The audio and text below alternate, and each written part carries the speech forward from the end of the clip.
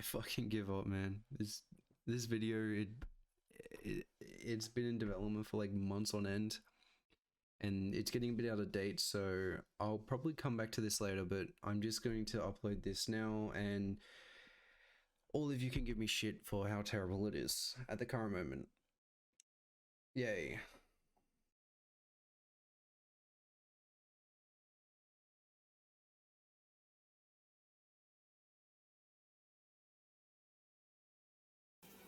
Alrighty.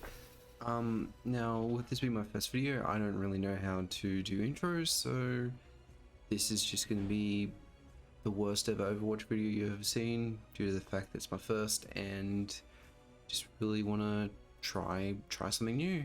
So with this video, it'll be split up in different sections, and with the first section I want to talk about the tanks, DPS, and healers, with what they got new with Overwatch 2 come out, and then I'm also going to talk about the season 1 and season 2.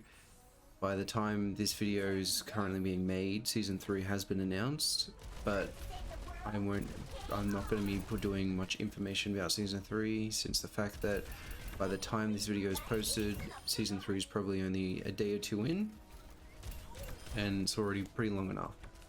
I'm first going to talk about tanks, and then I'm going to talk about the DPS, and then healers. I'm going to be arranging this from which ones had least amount of change to ones that had a lot amount of change to them. So let's get into this. With tanks in Overwatch 2, they decided to get rid of one tank, so it's only one tank, but with that they gave a increase in health. And here are some of the tanks that got not much of a change other than just health and a bit of stat increases. Diva, Roadhog, Sigma, Wrecking Ball, and these ones are good, but they didn't get much change from moving from Overwatch 1 to Overwatch 2. But starting with some of the tanks that did get a little bit of a change, Reinhardt, he mainly stays the same with his shield, his fire strikes, and his charge. The only difference he got is that he got a second fire strike, and then with his charge he's now allowed to cancel it, so that's a bit of a change. Next, we've got Winston. He got an alternative fire. Instead of only being able to jump on the enemies and tickle them with his little electric taser, now he has a charged railgun shot that allows him to have more than just short range attacks, and it also improves upon what he already had in Overwatch 1, so now he's able to attack from afar and not basically be unusable from long range distance. Moving on to some characters that had the update, like Winston and Reinhardt, but these characters got more of an impactful update. Zarya got a small update that caused her to be almost completely broken at launch in season 1, all the way until season 2, until they finally fixed it, and it really wasn't fun to verse her in the slightest. Inside, due to her one bubble for herself and one bubble for her teammates being changed from Overwatch 1 to now she can decide if she wants to do 2 bubbles for herself and then have them recharge, or she can do a bubble for herself to an ally or 2 towards allies where it charges up her beam so she does do more damage. What this caused, the problem was that it lasted a very long time in season 1, where it was just, you could not defeat a Zarya without giving her 100% and without her wiping your whole team. It was very unfun to verse against. The next tank that had a really big change was Doomfist, where the fact that his biggest change is that previously he was a DPS that just was like a jumping jack, where he was able to jump in the air and dive bomb on people and pin them against walls and defeat them. But instead of that, they've changed his kit a bit. So now he's a tank, he's got increased health, he's gained a block that when enough damage is taken, he gains a charged melee ability. And in saying that, they took away uppercut ability, where it allowed him to uppercut himself into the air and then combo it with the dive bomb. But they've replaced the uppercut with the block, which when you get hit enough, it allows you to get a charge shot, so you can instantly use your charged melee. And Doomfist is a very offensive character where he's able to get in, do tons of damage with his melee and his little shotgun hand thing, where he'll go in, pick off a weak character like a Mercy or something, and then bounce right out. And even though he's got these good changes with his, it's still very hard to use a Doomfist, because either they can know how to use him, where they get in, get a kill, and then they jump right out as if they've never been there. But most of the time, Doomfist ends up being this odd character, which a lot of people don't know how to use him, like myself. But it's even more a bit painful to see due to Blizzard constantly keep shafting him with the constant nerfs that happened, and then when he finally got a buff, he got instant nerfed again, so wasn't the best. Now that's mainly all the tanks that were from Overwatch 1 to Overwatch 2. Now to talk about the new tanks that came in for Overwatch 2. Season 1 dropped Junker Queen and Season 2 dropped Ramatcha. And they are great in their own ways, where they allow change to the flow of the game to game, but still allow the older tanks to be able to do something and not become obsolete due to their kits. With Junker Queen, she is almost like a DPS instead of a tank, with her kit with being a very heavily push and bleed build, where her shotgun is her main weapon and the rest being a bleed build with her smaller knife, which can drag enemies towards you like a mini Roadhog hook, along with her close range slash on release.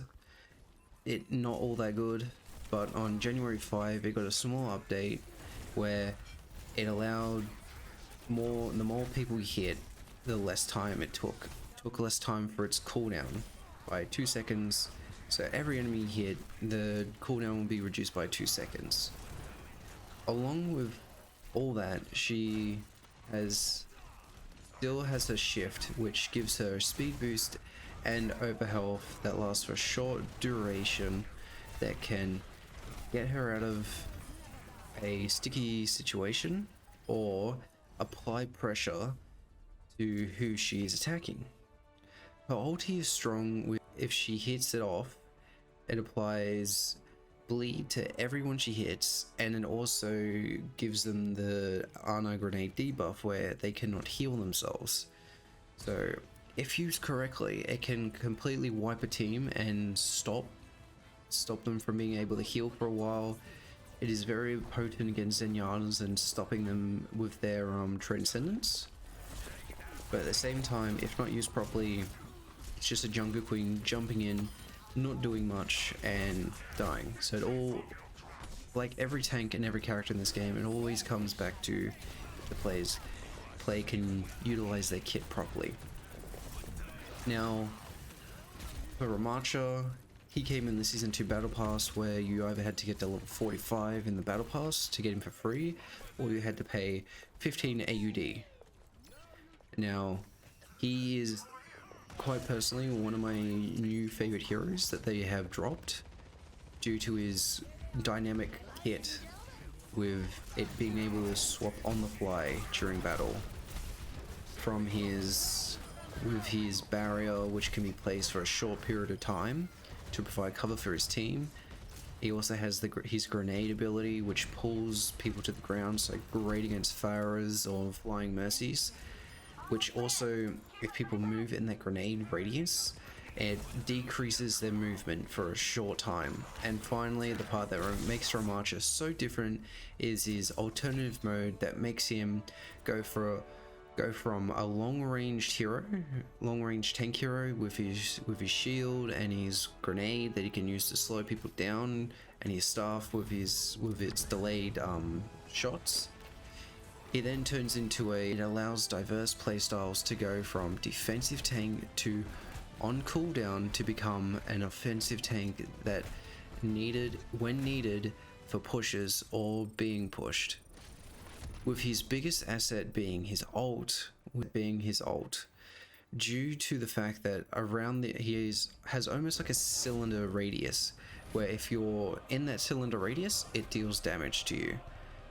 Anyone that's in there, it deals damage to them, and while that's in that, he's also in his Jimbro form, so he's constantly pushing, he's constantly dealing damage, and the only thing with it is that at the moment it only lasts 3 seconds, and as long as he's ticking someone with the cylinder damage, he doesn't lose any of that time.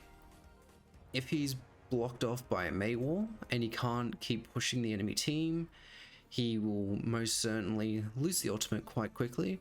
But if he's able to constantly push and use that, and then also use his block ability that he gets when he's in his Jimbro form, he's able to live for a long time and deal with the other people. It's very strong for overtime. But at the same time, if the Ramarcha is very uncareful with how he uses it, he will most certainly be on the short end of the stick of a gun, due to the fact that his health can deplete quite quick. But if he's been pocketed by a Mercy or any other healer, he will most certainly live for a very long time and deal with most of the enemy team. But with that, I've now just finished all the tanks. It may seem like I haven't gone over a lot of them due to the fact that not many of them got that much of a change. Diva's still her really annoying self, the flying around using her rocket bombs, dive bombing on people, and Roadhog, he was very broken until he just had his recent nerf, where before he was able to one hook people, where he just hooked them, one shot them, but now he actually has to do some sort of combo to complete that, but most people don't really do that. I'll talk about the DPSs. Now, with DPSs, they got a small update for overall everyone like the tanks and their health increase. With the DPS buff overall, it is when they get a kill, for 2.5 seconds they get a 30% reload buff, which resets after each kill, but it doesn't stack. So it allows people like Tracer, which is a very close and maneuverable hero, that if she gets a pick, she'll get a quicker reload and still be in action quicker. It allows that to work better. Now, saying that, it's great and all, but sometimes you barely notice it. Now, other than that, most of the DPS stayed the same, aside from others where they got a few reworks and some getting removed from the game for a few weeks due to how broken they were and due to some glitches that happened, and they did come back. It was sort of a golden grace period for some of them being removed. Now, some of the DPSs that got taken out of the game were breaking at the same time, very fun, with Mei being taken out due to a wall. She was able to break out of the map with her ice wall ability, breaking down the geo of the map. Torbjorn was locked out of comp due to a glitch where he could activate his E ability a second time just as the first one was ending, so he would be in a constant state of his little angry boy phase. And the one that got removed the longest was Bastion, with his fun, great game-breaking ult, where if you put in the right inputs when ulting, Bastion could send so many rockets as he could until the timer ran out, instead of his normal 3 shots in his ult that he should have been doing before Blizzard took him out. Then revoked, Blizzard took him out back to revoke his nuke codes. With them getting temporarily removed out of the game, I'm going to actually talk about what characters got changed in Overwatch 2 and mainly focus on the ones that had big changes like the tanks, due to the fact that there is so many DPSs and I don't want this video to be 2 hours long. I want to get it ready for, well, to post before I have to start uni. Mei's freeze ability was removed and now only slows people while damaging them, which is a godsend, but at the same time she's still a pain. McCree, aka Cassidy, had a small change with his stun grenade, which before, if you got hit by it, it was very short range, you would get stunned. Now it is changed to a sticky grenade, which is very questionable how sometimes it hits you, and as long as you're in the range of it, it will track you until it hits you, and it's kind of crazy how that works. Bastion had a big change. No longer can he self-heal and he doesn't have his stationary turret anymore. What has taken that place is a movable turret for 20 seconds and a grenade which sticks if it hits his enemies and has small knockback to it. And he also is able to use it as a rocket jump, even though he deals damage to himself. And the Bastion ult, which I smallly talked about a second earlier, was changed from his tank form, which he would shoot grenades basically, kind of like his grenade that he has now, but a lot more damage, and he could shoot as many as he could in the period of time that he had it available. He has now been changed so he can shoot, he becomes stationary, so if he has to make sure you're in the right spot to do it, or you just get shot out of existence, kind of like Junkrat's ult, but it's been changed so he only has 3 shots, becomes stationary, and he can rain hellfire from above. That's mainly the changes, the big changes from Overwatch 1 heroes.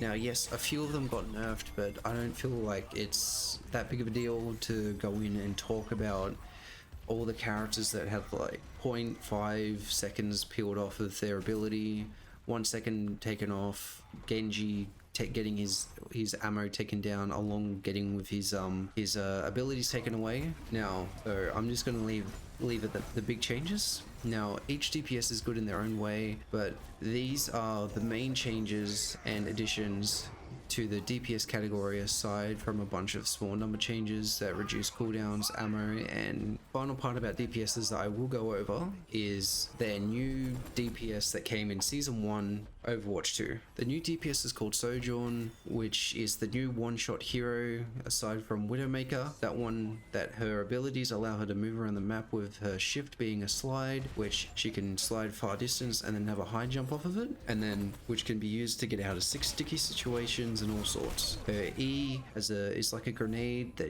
when shot, it deals a radius amount of damage. On Season 1, it would slow people down, but in Season 2, they removed the slowing down function, so it only deals damage.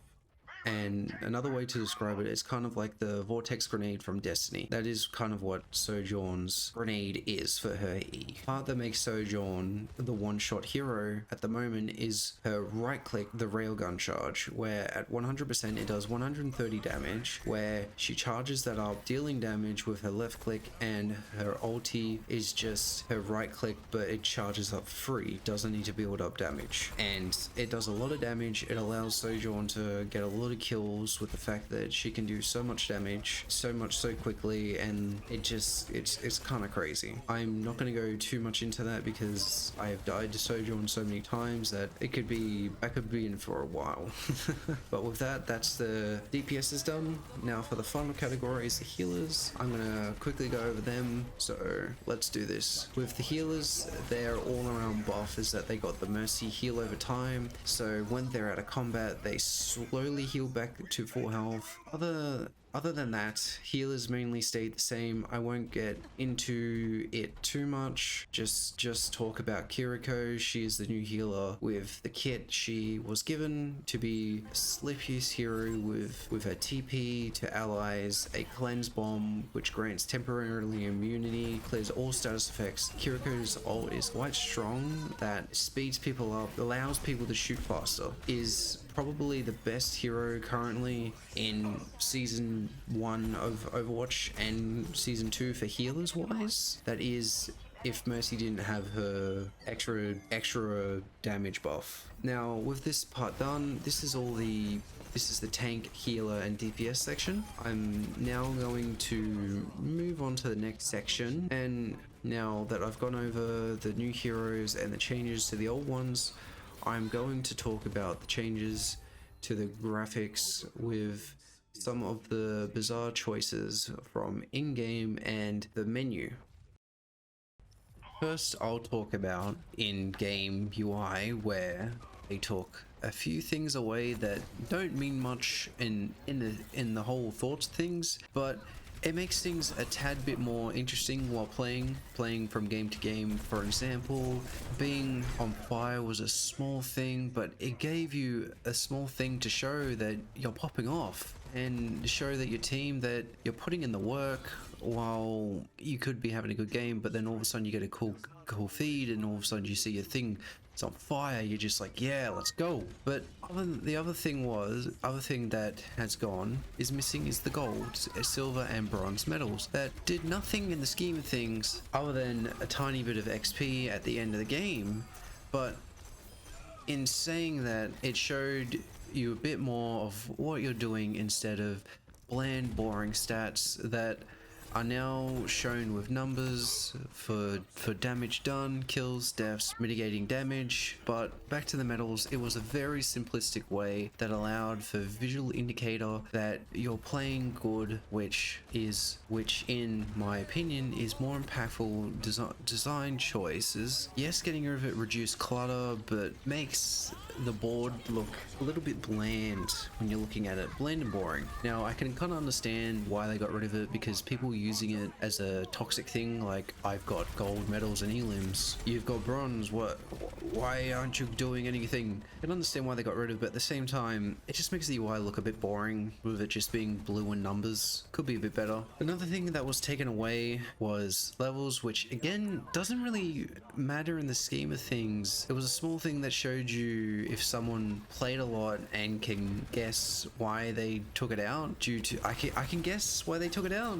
due to people thinking, oh shit, this guy's a 5-star, oh fuck, we're gonna get stomped, mate, which made people feel defeated before the game even started. They did change the levels with the title cards, but the title cards, so now instead of seeing that someone is a higher level with a cool style, it's now just a little title that sits under your name in game, like Zeus's favorite child, compared to seeing the platinum level 500. I could have the design completely wrong in my head, or I only got up to level 200, but those couple of stars, those stars underneath your level were very nothing in the scheme of things, but kind of cool to have. Now the only real difference between level and title cards is that they're both in-game, but title cards are earned through challenges and leveling up the battle pass after reaching level 80, while level cards were just shown how long you've played for. But if we could have both, it would just be nice visual design, but yet again it may cause people to give up on games before it even starts, even though it doesn't really matter.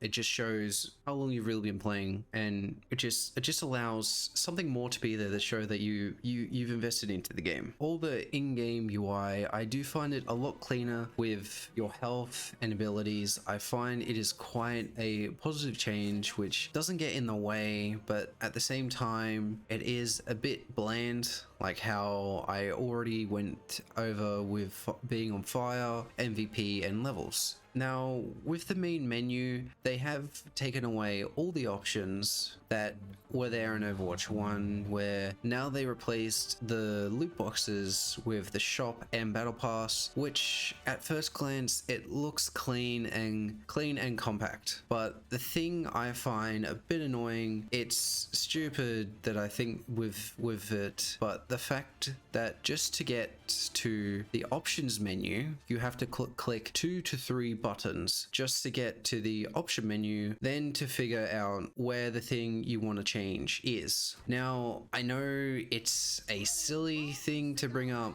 but the fact that the option menu options and the other options were taking out to make room for the shop and battle pass, that really is trying to make itself known that it's there and nowhere else. Is kind of, it's like, instead of having like the options just sitting right there, there's just like, you know what, let's boot them out and replace everything with a giant card saying shop, battle pass, heroes, and at the very top, play. Now, it's just a silly thing to bring up, the fact that you have to click about 2 to 3 things, just open up the options menu and then try and figure out where anything is in the options menu. It's just, it's a dumb thing to bring up, but I just felt like I needed to bring it up. The main positive about the change from 1 to 2 is the splash art with the animated short that gives you a unique look while you are waiting in the menus, and isn't boring when navigating the menus from the Kiriko with her funky music to Junkwing dropping in. It does show some fancy features, but I still found that the splash art that they had before Overwatch 2 came out was just right, with the whole cast of heroes in line showing everyone in a unique style, from Reinhardt being clearly seen in the middle to some of the characters just sitting down in the other corners and standing up. I found that style quite unique and feel like it could be a nice change. With all of that, I'm gonna wrap the UI menu part up now, and now I'll be moving about talking about the style of the game, the characters, menu, and some other things to talk about in the next section, where I'm mainly just going to talk about one map in particular, Esperanza. I probably butchered that name, but I find instead of talking about a whole wide variety of maps, I feel like I just want to focus on a map that a lot of people probably hate solely because it's push, and also going to talk a little bit about push, but mainly just focus on a map that a lot of people overlook due to the fact that it's push and the fact that I find it's like one of the coolest maps they've made. So we'll be moving on to the next section of the video right now. Now, on the chopping block is Esperanza. Probably butchered that, but let's move on. Now, I know a lot of people don't like push, and yes, it is a painful mode to play, but I think out of the 3 push maps, Esperanza is the fairest, and the design on it is of a higher quality compared to the other 2. The map layout is much better in Esperanza due to the fact that, compared to the others, is actually able to win fights and gain ground instead of whoever gets the first majority push wins the game. With each section of the map, 2 to 3 ways to engage encounters for each major point in the map. The center of the map is where the bot spawns, has 3 ways to engage. The first is 3 ways to engage. First is the path going underneath the bridge, which is the main path, where you go underneath the bridge and then you just push straight up to the bot, or go around, hit them from the other side of the giant bell tower thing that doesn't have a bell tower. Second is taking the bridge to have some high ground for ranged characters to snipe or just shoot from afar. Now, third is taking the back stairs that are there to allow people to take a more hidden way instead of going out in the open that could lead to a widow doming you out of the gate of spawn. Now, each way is very unique. So you have the main way, you have the bridge, and then you have the stairs. Now, mainly you only ever see people use the stairs when they're respawning from their second spawn and trying to rush back to getting to the bot. But each one can be used quite well. With the rest of the maps, it has a split of, compared to the rest of the maps, Esperanza has a split. It has a very fair split between inside and outside areas that you can go go in to use as cover and or high ground, but also a lot of open space that allows close range and long range characters to have a bit of a better time moving around the map with each way you push the map. Each way you push, the map follows a rhythm of sorts. It starts open and then gets more closed in between high ground and low ground, and then it proceeds to move on to open ground again, where there's tons of open room, and then it proceeds to then follow up with yet again another enclosed space where people going the main path can't really go left or right other than go inside the buildings and have cover from going up high and going down low, sort of like a choke point. Now every push sort of has this rhythm, but Esperanza I find is a lot better with this rhythm, with the fact that it's a very straight narrow way, so you specifically know where everything is, where it's so no one can really escape or do some funny stuff, or the fact that you're just completely left out in the open, because even the open areas do have cover for you to use, compared to the other maps where it's so open that there's nowhere for you to use as cover, and you just have to pray that someone has a shield to save you, or a healer is able to heal you in time. Now that I've done a little bit of talking about the map's orientation, sort of like how each section, like I just said, gets thinner, open, have different ways of pushing, I'm now going to talk about the actual design of the map, the fact that I actually wanted to really talk about this map, and stop talking about the gameplay elements. First off, I want to talk about is the warm color palette of the map, mixed in with the bricks, the sandstone, and the lush greenery. Now, I don't know if I'm the only one that was oblivious to this, but when you're playing the game, there's all these little details in the map that you don't notice until you actually go in and have a look at them. Like, for example, you have a cold bluish side for one half of the map where all the buildings are just painted in this cold warm blue, where it just looks right. And then you can also see that it's worn off a little bit. You can see some of the original bricks and the original sandstone, and it's just there, while the other side's got a warm orange pastel-y kind of color, with the fact that, and then to highlight that, it has the yellow paint as well. That's for the two sides. And then you come to the middle, and then you've got the neutral white color in the middle, and then with the yellowish sandstone colors for the bricks. I find it's a good contrast, because even though it's probably obvious to tell where you are on the map, the fact that you can obviously tell where you are on the map due to where the body is, where the location is, and where all the markers are, they also give you that indication of where you are due to the colors. Like, are you on the right side of the map where it's the red team spawn? They've got the orange side this time, or are you in the blue side with your team? You're on the blue side. It's a small thing. A lot of games do it, but I find it cool that this map does it, and it does it in a way that it works. And the colors, the walls, and the bricks on the ground, it just works to the background of the lush greenery you can see from afar. It just works, okay? No other way I can say it. One big note that I want to point out that I've never realized until making this video, that if you look at the buildings, it has a clear distinction with the last thing that I want to talk about in Esperanza is the small details that are in plain sight but get missed from game to game play, with the main point of the map having a clock tower, and with the winery / hotel in one side of the building, and then in the middle you have a cafe with, to the side of it, a bakery with fresh bakery being cooked. And then the fact that if you go in there, which you're not going to hear it, but it has a little radio thing there playing music. It's like a music box. It's quite cool. Now, these are just some small things. Like the other side of the map, with each side of the map, each of the buildings have their own identity. Like there's a little museum in one of them, one of the high points between the midpoint between the second capture point and the center capture point. There's a museum there, and then there's like a little hotel district, and then the second spawn rooms are like little winery storage centers. And it's just something interesting to see that Blizzard puts all this detail in, from little cups of tea to the bread being cooked to little music, but you just don't see it from game to game, where if you actually take a second to look, they've got all these little details in here that most of the time you either just punch them away, or you just don't even notice them because you've got someone trying to shoot you.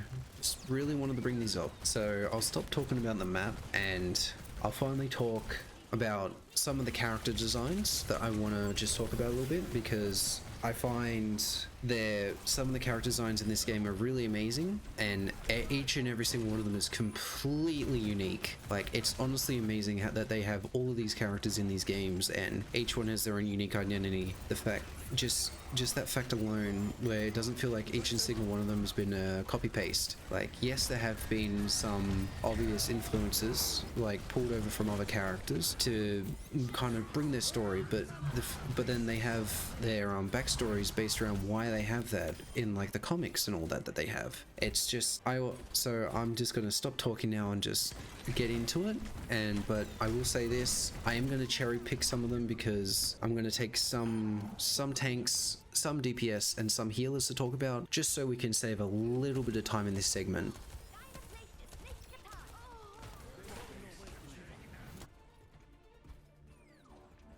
The first tank that I want to talk about is Reinhardt, with his clear distinctive look where he is quite noticeably the wall. He is the distinction of a tank, where you can tell that just from first glance that obviously he has a lot of health and he can put in some work. To his hammer, which is kind of threatening of a look, but at the same time really interesting design choice. The fact that he both has clear inspiration from medieval knights and crusader kind of armor sets, to the fact that he has the high-tech armor, kind of like a mecha, and the fact that it also runs and has the giant engine on the back. To him having a giant hammer that also has rockets on it that allow him to swing it faster. All of it combined makes it look like amazing. In theory, it shouldn't work, but yet we have Gundam. So it obviously does work.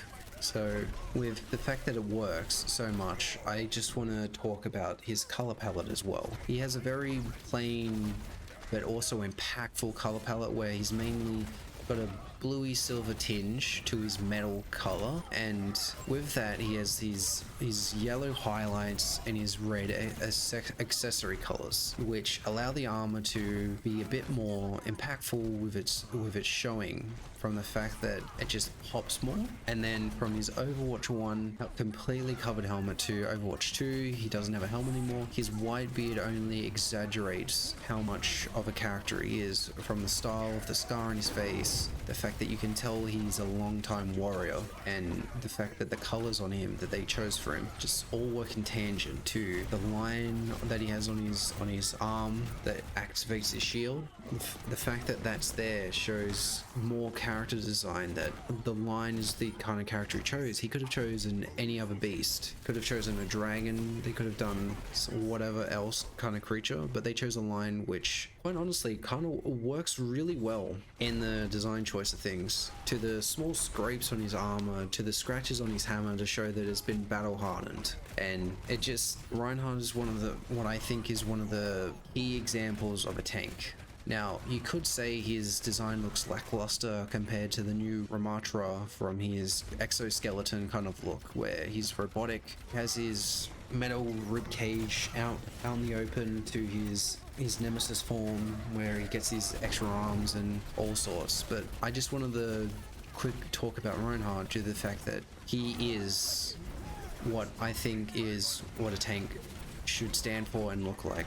He is quite clearly visible and seen as a tank. He does a lot of damage as a tank. His whole character design has a story, and you don't even have to look at his animated short to see that he's been through battle. It just works. Now, with Reinhardt out of the way, I want to talk about Junker Queen's design, with the fact that it tells a clear story that she is a strong warrior from her muscles to her weapons wear and her uniform. The fact that it looks like she's out of a Mad Max film, with the fact that she's wearing a bunch of stuff that looks like it's been in constant battles, been in constant stuff, and then also the fact that it's been scavenged, with a lot of her weapons looking like, yes, they have been forged, but it looks like they've been forged with a bunch of leftover parts that haven't been used before. Now, in saying that, the story aspects of her design look amazing, from the color palette to everything. Her look is impactful, but during game to game, she looks more like a DPS, with the fact that she looks so small compared to everyone else. Like, you could barely stand her out apart from a distance, that she's the tank and not a DPS, which does work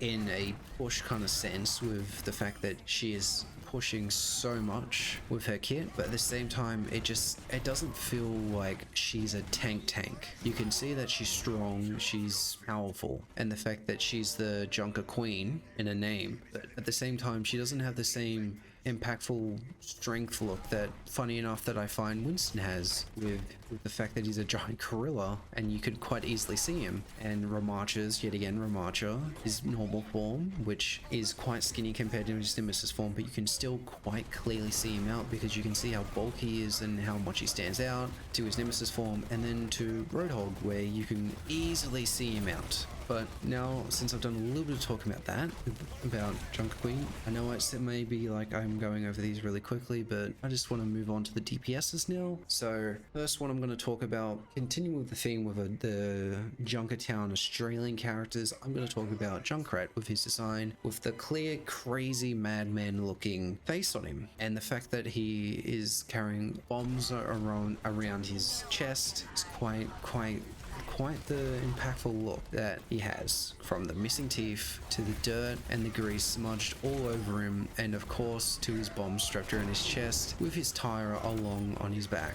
Again, he is similar to Junker Queen with his scrapper look, with every part of his gear looking like it's put together from leftovers, but it is forged. It does portray his character perfectly. The color choices of the bright yellow and the brown mixed in with the metal to make him stand out from the crowd only makes his design better, with the fact that, yet again, his weapons are forged, but they are forged from the leftover scraps he's had. It just makes it look like he's just a crazy man that's constantly doing something and is a little bit unhinged, but he's still there. From the missing teeth, from his missing arms, to the fact that now the missing arms are robotic and has a peg leg, to the grenade launcher looks like, on certain skins, it's just like a bunch of random scrap put on it. I find Junkrat is one of the clear distinguishers of a DPS hero. He is one of the crazy and kind of messy looking heroes, compared to Sojourn, Farah with her clean armor, to Tracer just basically being in a gym outfit with her high-tech suit on that allows her to stop going to Quantum Mania levels. But that's Junkrat. He has a clear story with his look. It is quite easily seen. So let's move on to Bastion, who I think is also another really memorable DPS out all the way from Overwatch 1 due to his bulky and bricky design. The fact that from all the way from Overwatch 1 day with his Torrent form, he's been very memorable. Now with Overwatch 2, they did give him a second skin, which makes his really sharp and bulky kind of aesthetic more smoother, more softer curves to it, which give a kind of warmer and softer vibe, where before he was still the killing Omnic that he was. And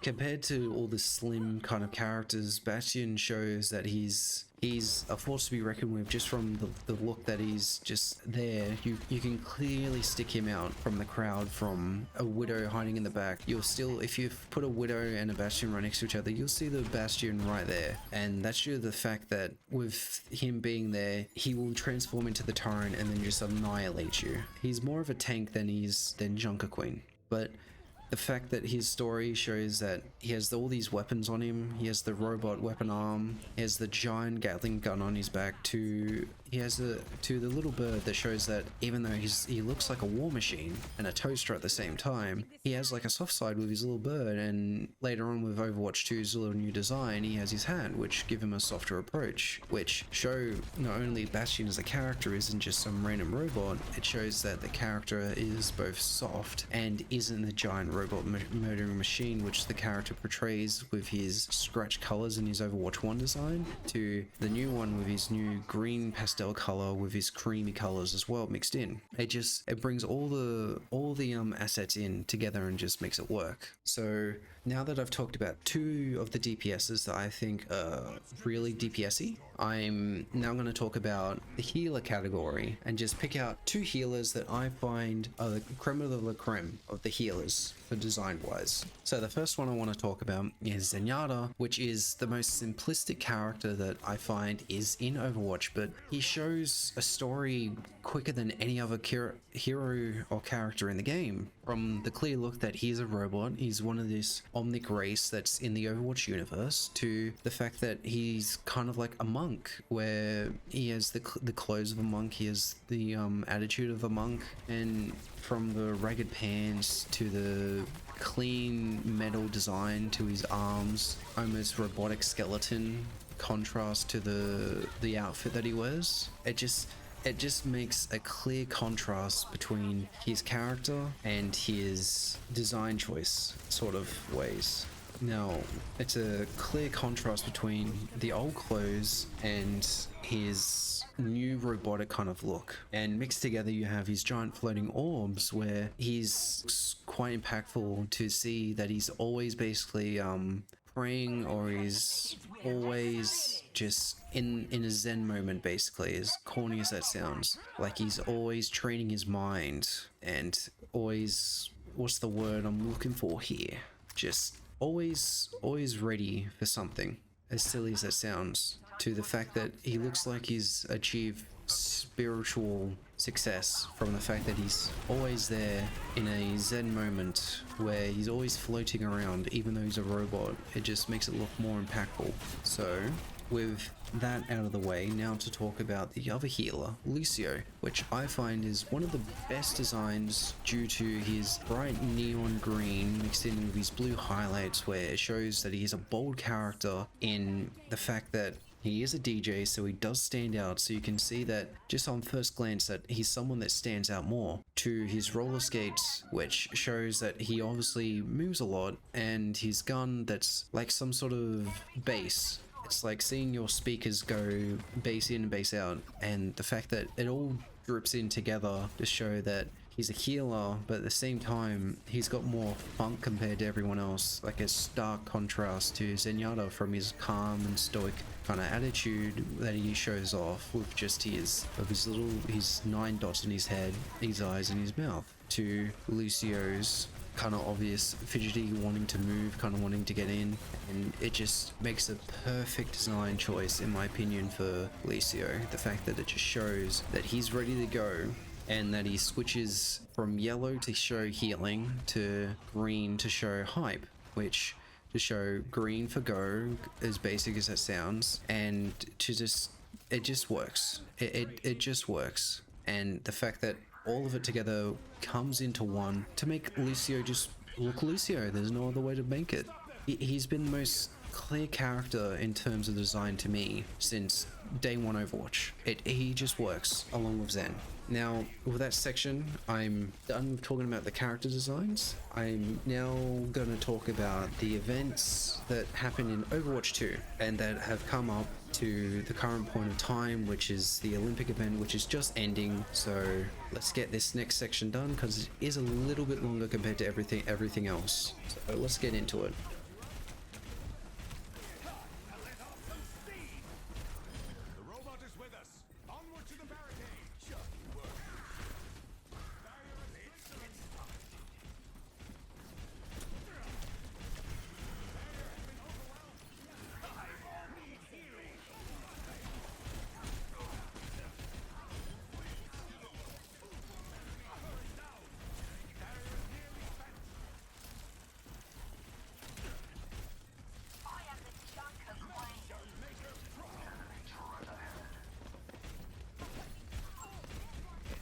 Alright, this part of the video is going to be about Overwatch events and the item shop, because why not? Now, before I continue in the processes of making this, Blizzard has said that Season 3 they're going to make some changes, and quite a lot of changes are going to happen, but at the current moment of making this, not much ways to earn currency and all sorts, so by the time this video comes out, it's going to be, this section of the video is going to be probably very out of date. So let's get into it. First off, we can't continue into the event station without acknowledging Overwatch 2's launch, because Overwatch 2's launch was an event in itself with the 1,000+ people queuing up for the games, the resurgence of people wanting to get into the game, and seeing the new systems. A lot of people were stuck waiting for a while, and when you finally got into the game, it was amazing. And there were a few problems, like a new glitch where if you got an achievement in the middle of the game, you'd be kicked out of the game, and you'd have to get back in the 1,000+ queue just to try and get back in the game. And that was the first event, not really, but it is. So the next event came out that really showed what events are going to be in Overwatch 2 is the Halloween event. And it came out with a new mode where it was kind of a big deal due to the fact that Junkenstein's Revenge was the only game mode that was out for the past 6 years. But with Overwatch 2, they finally made a new mode where the story elements were more impactful, but at the same time, it still fell flat a little bit. They showed that they made new strides into improving the game and making it more replayable. At the same time, it still wasn't that replayable. From the characters, from the enemies all being suicidal, where they just slowly waddled up to you, and then they had the ranged enemies where they just shot you from a distance and still blew up when they died. And the only real difference that they made in different modes from easy to hard is that these enemies just had more health, there was more enemies, so then you just ended up getting one-shotted just to these slow enemies that came to you. And the way that they changed that mode up was the bosses, which are very unique in different ways, which you had the Gorgons, the Winston Gorgons, had Moira as the Banshee, you had Echo as some sort of mummy, you had Sombra as the Queen, Junkenstein's maid, or whatever it's called. I had Sombra as the bride of Junkenstein, because her name's in the event. You had Sigma as a wailing ghost, so he couldn't die. You had Bastion as a little annoyance, where he would just come in, basically do nothing. But with this event, they showed that yes, we are making good game modes, but they didn't do any much in comparison for the progression end of it, where the event was solely focused basically on the store, and what you could earn in the Halloween event was just a few items like weapon charms, voice lines, and sprays, which aren't all that interesting to people at all. And the fact that all the skins for the event, all the old ones were still, all the old Halloween skins were still marked up price. And then the whole Kiriko situation where they illegally sold a bundle where Kiriko was in it for the first week it was out. And then due to that, they had to change up the bundling system a little bit. From the fact that when you put something in a bundle and you sell at a discounted price, that item has to be on the shelf life separately at the same time and prior before making the bundle and the sale. It's just something that has to be done in Australia and some other countries. Where's the bot going? Bring him back. I'm checking in. They got us outnumbered. Time to save the world? Game on! I'm checking in. Now, with all of that said, it was a good event. At the same time, it was a very boring event, from the fact that if you didn't like the game mode, the game didn't really change much at all, except for Eichenwald, where it got a really odd change to the map, where it was the Halloween themed map, and the only problem with that is that everything that had like had a flare sort of ability, like a light, it would flashbang you because it just wouldn't work on the maps like dark setting. But that was the Halloween event. It was mainly shop based. Everything was in the shop. All the old skins were marked up price. All the new skins caused some problems with their bundle system, which they have fixed now. So that was the Halloween event. The next event that came around was the Christmas event.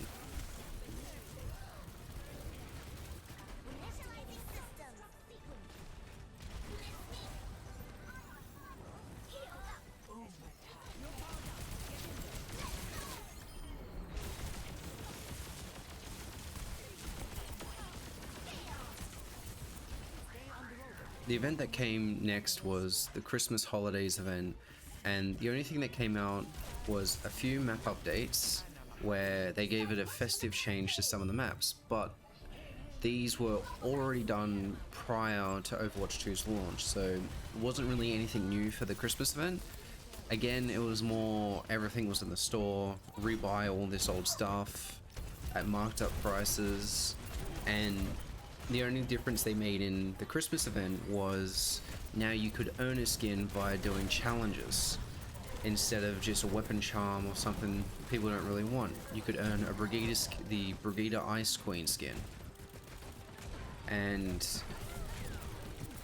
unfortunately, for some people, this skin wasn't really worth putting in the effort of going to get it, and personally, I didn't think it was that worth. And then all the work you had to go in to get it, it's kind of meh. So yeah, but holiday event summary of it, just a bunch of old maps just rehashed to fit a Christmas theme. You could earn a new skin, or I believe it was a new skin. I don't know if it was in the game prior, and a bunch of shop updates so that you could buy all the old skins at marked up price. Now, the next one that came out was after Christmas was the event for Battle of Olympus, where it brought a new mode of free. Strike from above, establishing aerial position.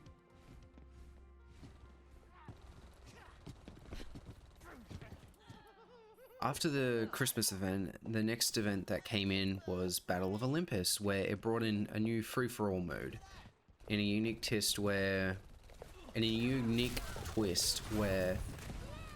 the hero's abilities But we got it done. were changed and they got new dialogue, and they had all these new fancy skins solely for that mode. It was kind of like a free-for-all, test out our skins and have fun with it.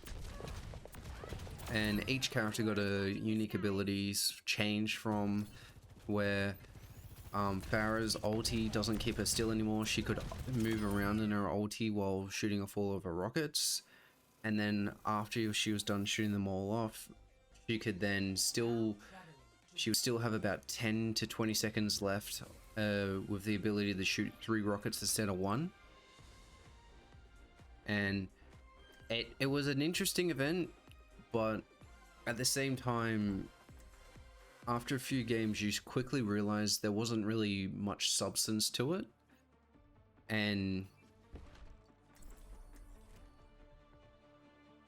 wasn't really much substance to it. But they did have a special thing where whichever character got the most kills in. Okay.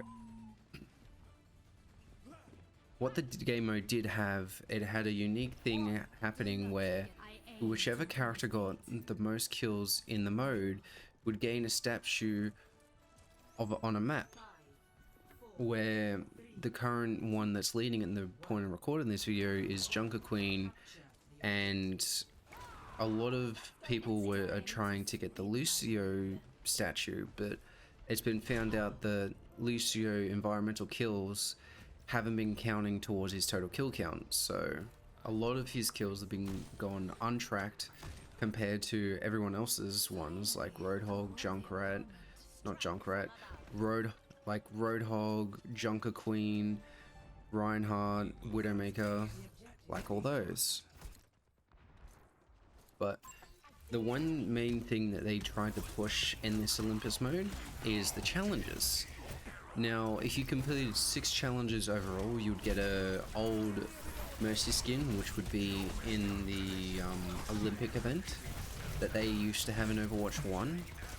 It still fits the Olympic aesthetic, so that's probably why they brought a skin from a different event be free in this one. But a lot of those challenges were kill 35 people as this hero, kill 35 people as that hero, and it gave you a title. And yes, it's alright, but at the same time it's kind of like, do I really need this? It's kind of pointless stuff where it's not really needed. So yeah, and it's quite obviously seen that in the Season 2 Battle Pass that was clearly a lot of skins that were meant to be in the Battle Pass that was based on the Olympic event, but they took out those skins and then placed them in the store and then replaced the ones that they took out with just random assortment of different characters, due to the fact that some of the items that were in the shop being sold with all these new skins, like the Lucio skin, the Roadhog skin, Reinhardt skin, some of the items in their item description had the Battle Pass logo on them. So it may have just been a glitch or something like that, but it's most clearly seen that the design of the Battle Pass was originally made like a certain way, but then the head office was like, we could get some money out of this, so let's just change it around a little bit. So a lot of skins probably got taken out and changed it up. A lot of the Olympic event was just, hey, try this new game mode out, it's quote unquote fun, and test out the skins. A battle lost for a war won. I will tear victory from your grasp. But enough of the Olympic event. Now let's move on to the next event that was the first event that ever happened where another event was also happening. So the Lunar New Year event dropped while the Olympic one was still happening, but it came with a shocking amount of stuff where it only dropped a one mace the only new thing it dropped was one mace skin. And the rest of the content was just reused old assets from Overwatch 1, just the reused maps that they've just changed a little bit for the Christmas event, but they already made them in Overwatch 1, so not much of a change. And other than that, there wasn't really much change, other than they decided to resell the old skins in the store for marked up prices yet again, and there was just not much left. There wasn't much substance whatsoever. It was just one mace skin and saying, yeah, here's the Lunar New Year, have fun. That was it. That and the maps. So not much to talk about in that section, so we'll move straight into the battle passes, which is why they took out the levels, they took out loot boxes, and they took out some progression stuff. And the whole, basically the whole reason, other than the campaign, which is going to come out God knows when, the battle pass system.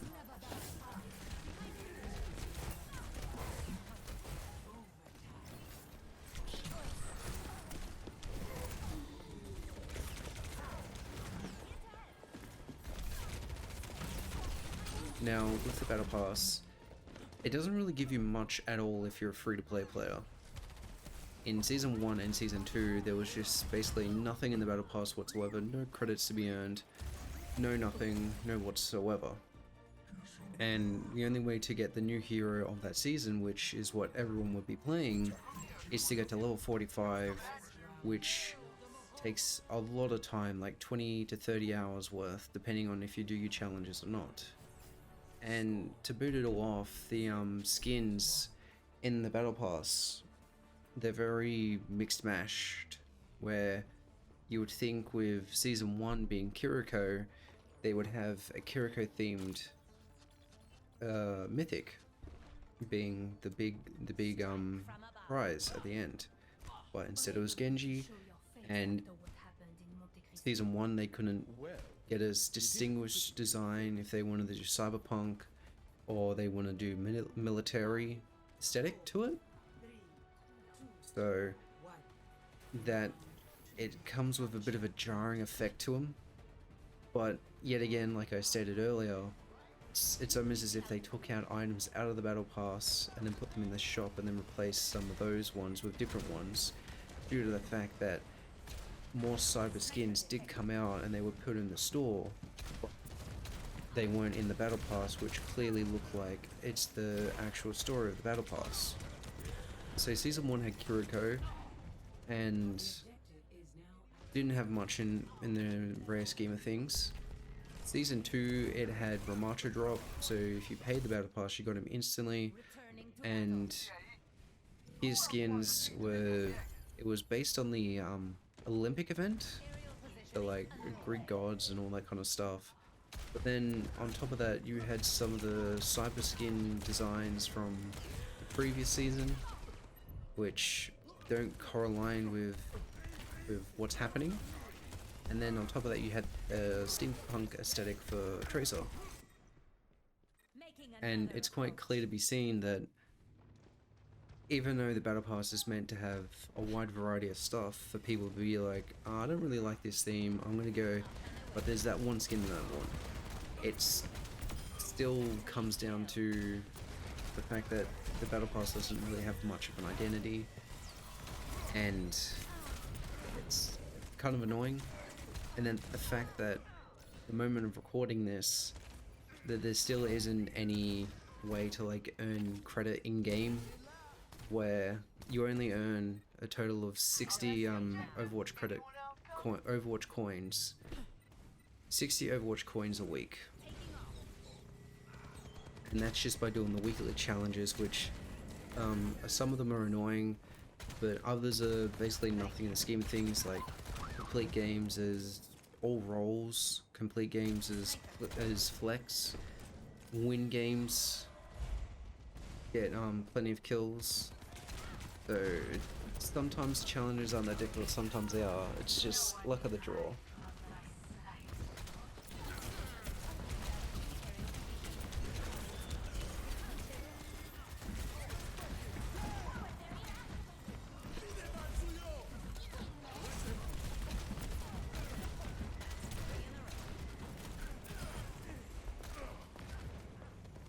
But one thing I would like to touch on again is the store.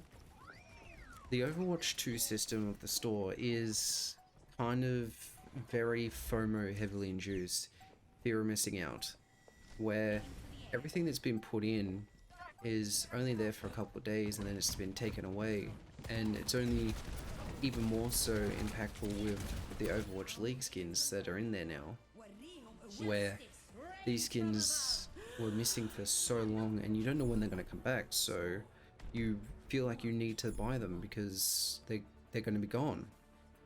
And it's just even more so in Overwatch 2 due to the fact that when you're going to see these skins again, how do you know when they come out? And it just causes FOMO. I'm going to stop saying it, but it just causes it to happen more often in the current climate, with the fact that you can't earn any credits basically at all.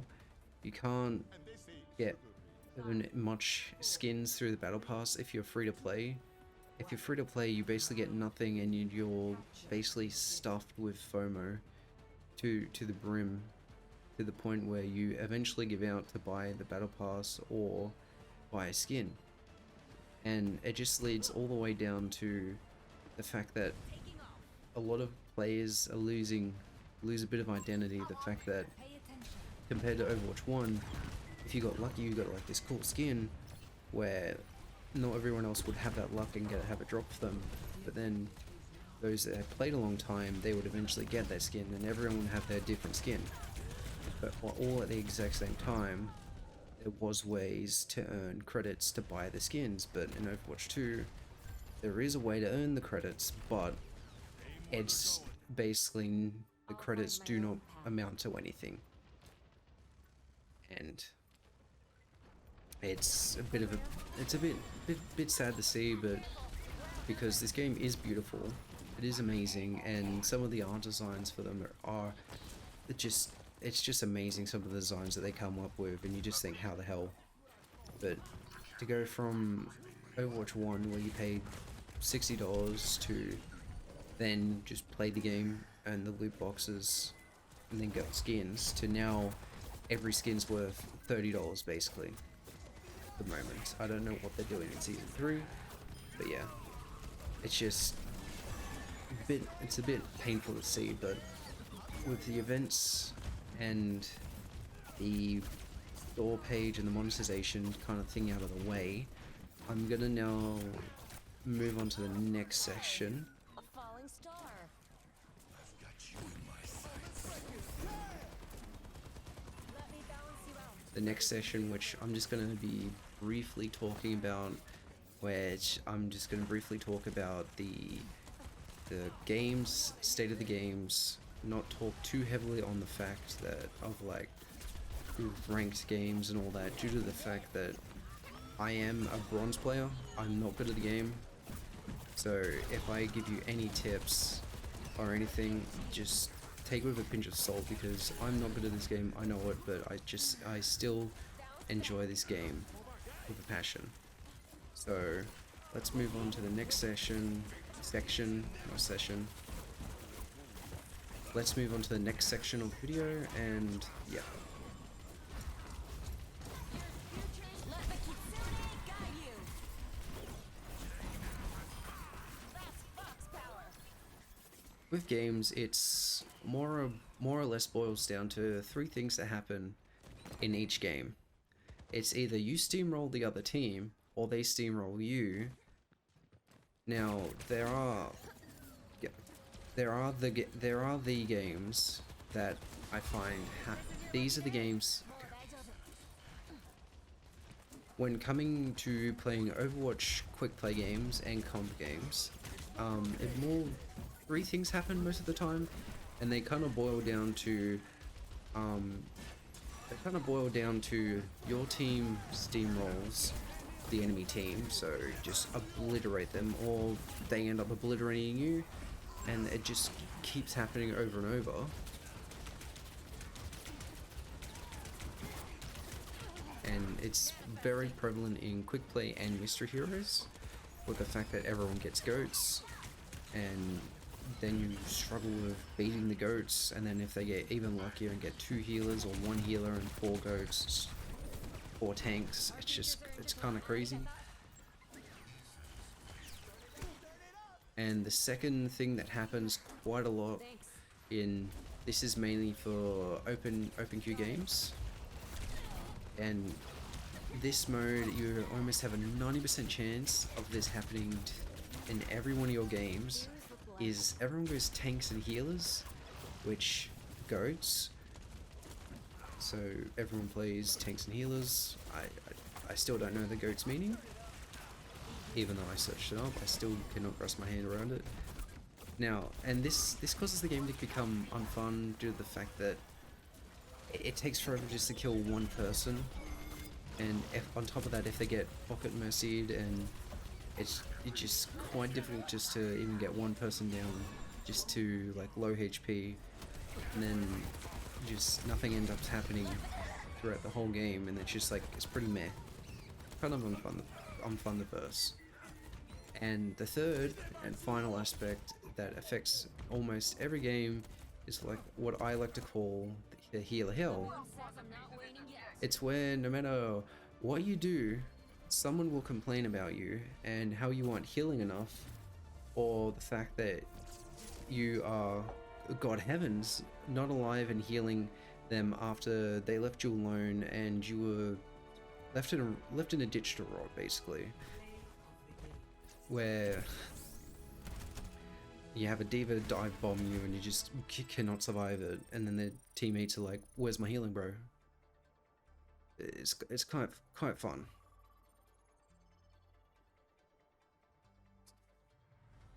Now with the free factors that I find that happen from game to game, let's talk about tanks for now and how they act in-game and are used along with some of the other stuff. Then I'll be able to move on to the next session and then we'll be done.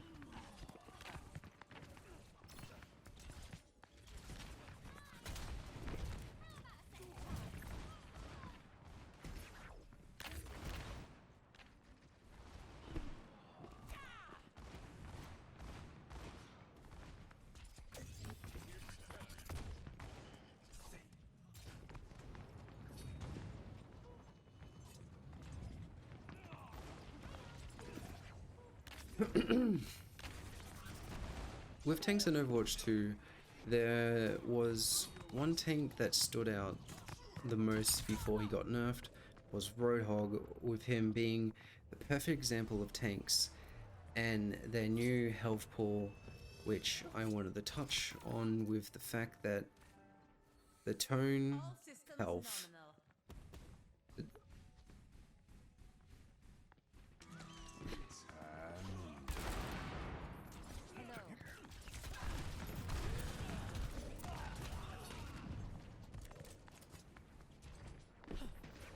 with tanks in Overwatch 2, there was one tank that stood out the most before he got nerfed, which was Roadhog, with him being the perfect example of tanks and their new health pool, which I want to touch on the fact that the ton of health that they have allow tanks to be more ballsy when approaching enemies and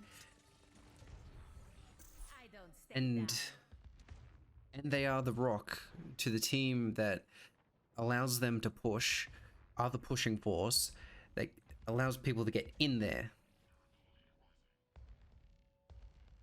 With that being said, each tank is different when it comes to gameplay, from dive tanks that allow them to go balls deep into pushing, while other tanks are mid pressures, mild pushes, which the reason I say that is due to their builds allowing them to push, but slow pushes due to their kit, like Reinhardt's with his shield to push up with his team and his kit.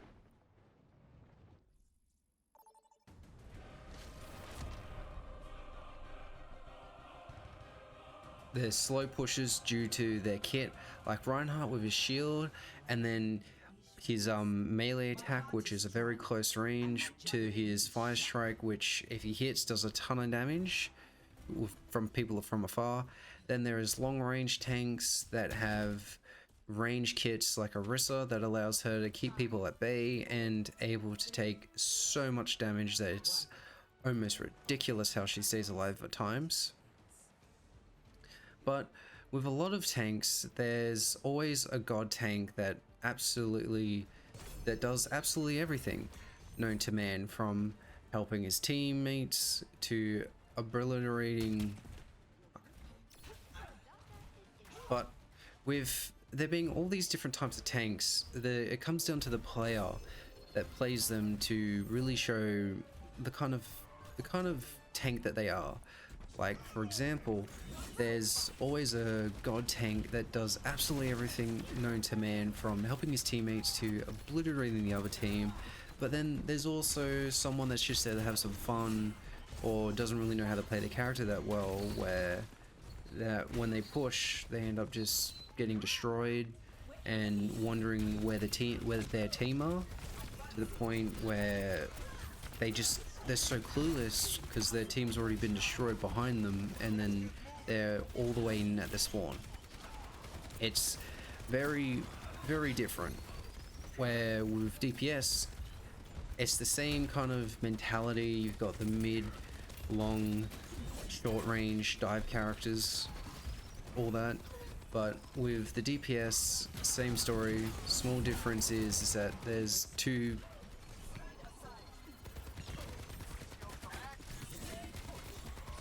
Why did I write it like this?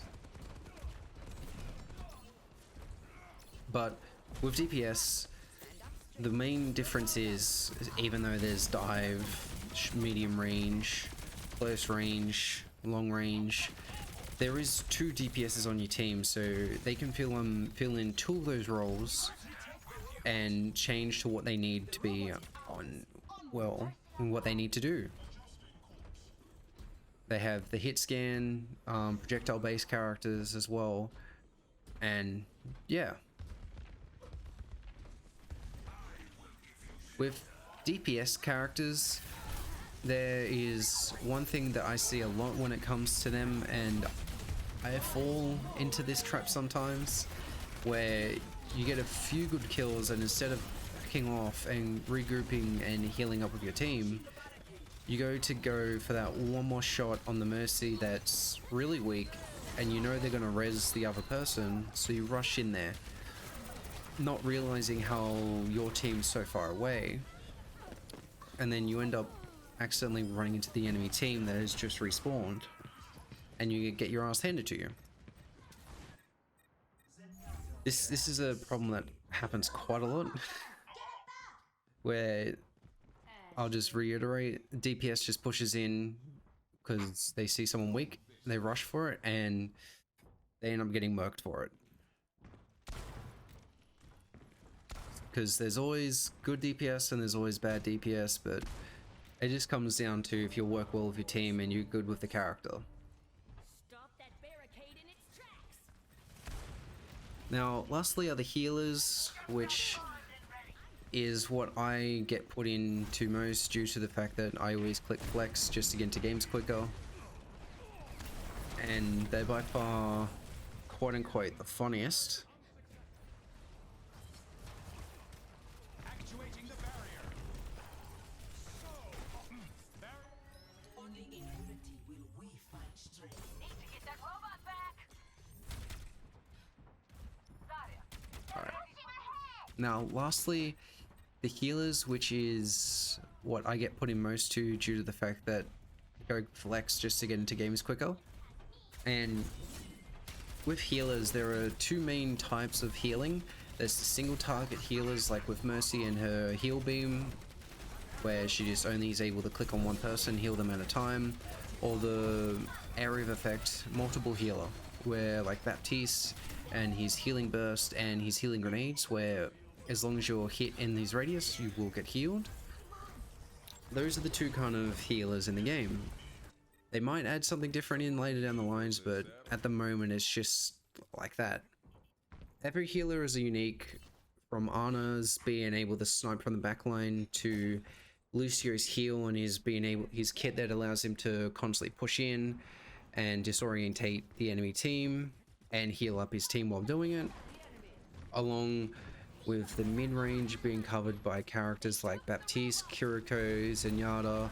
Every healer has their own thing to keep their team alive, and also has the unique things that are not normal to other characters, like Zenyatta's Discord Orb, which allows you to deal more damage to the person that's being discorded, or Mercy's beam, where if she decides to damage buff you, you can deal more damage. And this is really potent with Sojourn and McCree, with the fact that if they manage to hit their hits, they will destroy. And it can be quite useful to obliterate the enemy team. If Nina gets them down quicker, you just put a Discord Orb on them, and then your team will focus that. It gets done quick.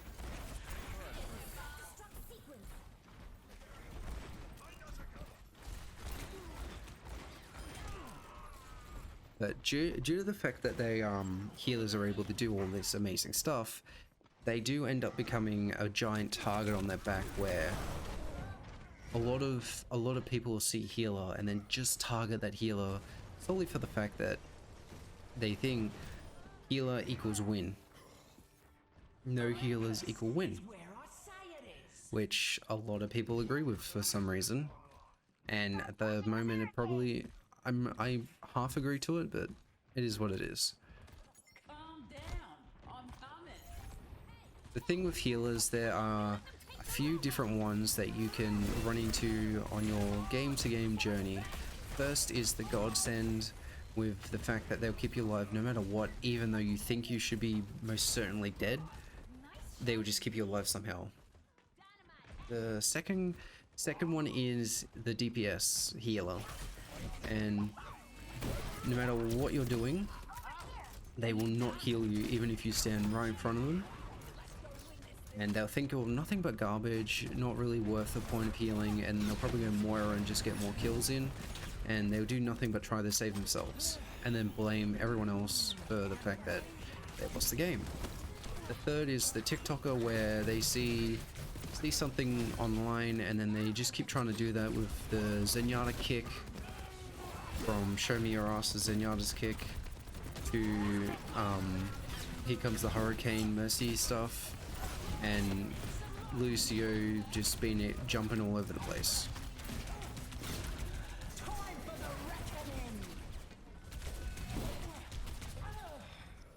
The last healer category that I'm going to be talking about / bring attention to is the meme and flex players, where their sole purpose is just to have fun.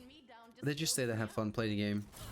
Now, you can probably mix in the TikToker category with this as well, but these guys are just there to have fun. They're not there to sweat and be the godsend player, and they're not there to complain and just do DPS.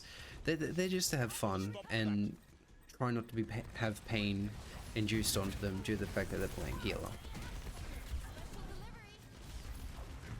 But the one thing I would like to say, the only place, if you're playing it's painful almost,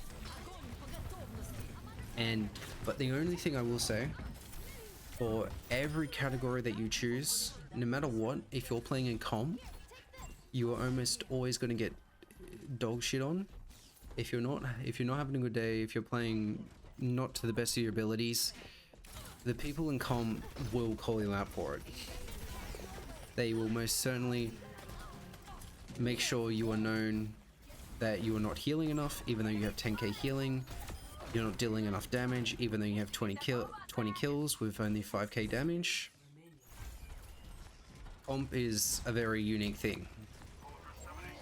But this will wrap up the video now, so we've finally reached all the end of it. Due to the fact that, you know, yet again, I'm a bronze player, I'm not going to be bothered to be going fully into what happens game to game. I just wanted to just quickly give a quick overview for it. But yeah,